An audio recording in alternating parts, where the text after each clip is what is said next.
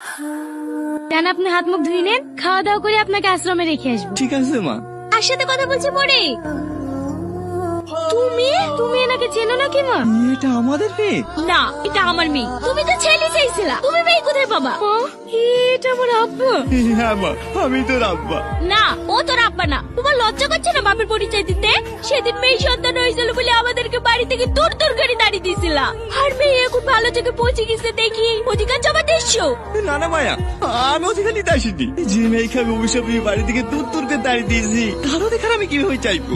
আমি তো ছেলে চাইছিলাম। জানো মায়া, আমার দুটো ছেলে হয়েছে, তারাই আমাকে বাড়ি থেকে বের করে দিয়েছে।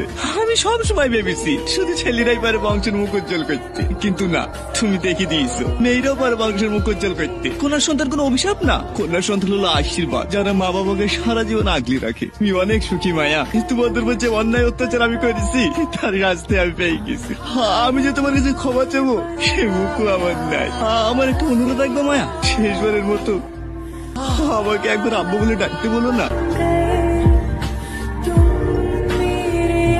ঠিক আছে মায়া, বলতে হবে না। ভালো থেকো।